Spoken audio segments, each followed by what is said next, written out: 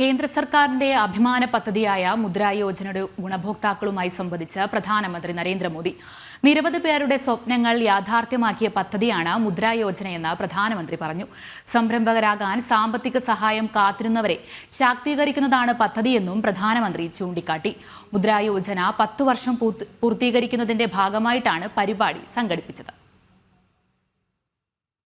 Corporate ഇതര കാർഷികേതര ചെറുകിട സംരംഭങ്ങൾക്കായി 10 ലക്ഷം രൂപ വരെ വായ്പകൾ നൽകുന്ന പദ്ധതിയാണ് മുദ്ര യോജന.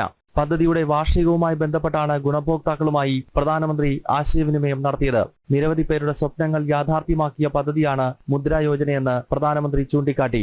मुद्रा योजना में किसी सरकार के लिए भी ये आंख खोलने वाला विषय है। ये सबसे ज्यादा महिलाएं आगे आई है, सबसे ज्यादा लोन के लिए अप्लाई करने वाली महिला है, सबसे ज्यादा लोन प्राप्त करने वाली महिला है और सबसे जल्दी റീപേയ്മെന്റ് करने वाली भी महिलाएं हैं. മുദ്ര യോജന തങ്ങളുടെ ജീവിതത്തെ എങ്ങനെ മാറ്റിമറിച്ചുവെന്ന് ഗുണഭോക്താക്കൾ പ്രധാനമന്ത്രിയോട് വിവരിച്ചു.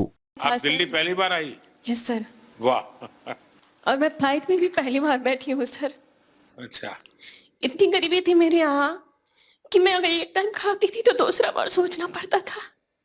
लेकिन सर बहुत हिम्मत जुटाई, क्योंकि मैं किसान परिवार से हूँ. आप बिल्कुल स्वस्थ होकर के, क्योंकि मैं किसान परिवार से हूँ तो मुझे बहुत परेशानी का सामना करना पड़ता था. तो मैं एक दिन अपने हस्बैंड से बात की कि क्यों ना हम लोग कुछ लोन लेकर के कुछ अपना ही बिजनेस शुरू करते हैं. तो मेरे हस्बैंड ने बोला कि हाँ तुम बिल्कुल अच्छे सजेशन दे रही हो, हमें करना चाहिए.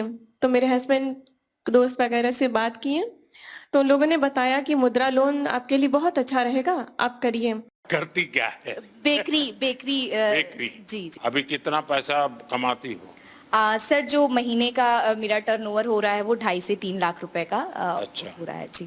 और कितने लोगों को काम देती हैं? सर हमारे पास 7 से 8 लोगों का പദ്ധതിയുടെ 70% സ്ത്രീകളെന്ന് പ്രധാനമന്ത്രി പറഞ്ഞു. SC, ST, OBC വിഭാഗങ്ങളിൽപ്പെടുന്നവരാണ് ഗുണഭോക്താക്കളിൽ ഏറെയെന്നും പ്രധാനമന്ത്രി ചൂണ്ടിക്കാട്ടി. ജനം, ഡൽഹി.